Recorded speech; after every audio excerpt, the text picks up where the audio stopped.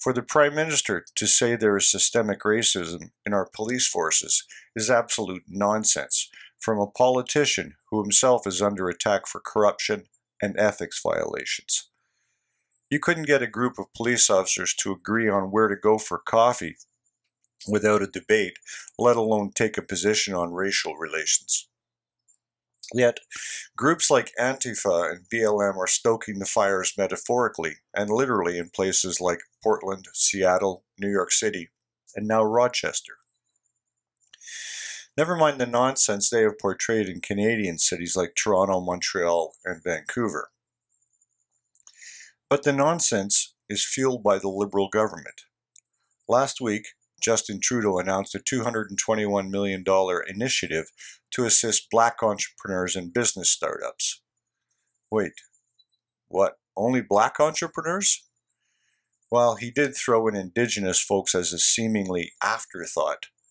When Twitter and other social media erupted with condemnation of the Liberals, saying that announcement was, in itself, racist, foot soldiers like Global News' David Aiken chirped up, denying it was any such thing. Said he, quote, "Sure enough, white male trolls responding to today's announcement of a fund to help black entrepreneurs with, 'Where's the fund for white entrepreneurs?' Answer, that would have been Canada's banking system since forever," unquote. Aiken seems to be saying that the banking system and the venture capital investors were not available to persons of color, which is, of course, unadulterated nonsense. I have never seen a bank loan application that asks the race of the person applying. Trudeau's plan is purely patronizing to the black community, and nothing more. Canada is the least racist and most diverse country on the face of God's green earth. It is reminiscent of the Democrats in the United States, who explode about the unfairness of anyone asking for voter ID in their elections, saying it suppresses the black vote.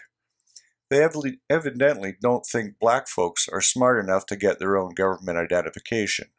That is patronizing at the worst level. Justin Trudeau is no better. Perhaps he is trying to atone for the multiple times he wore blackface at parties and in well-publicized photos. So many that he can't remember how many times he actually did it. Or, more likely, this is yet another example of inherent racism in the Liberal Party of Canada, to the detriment of the rest of the country.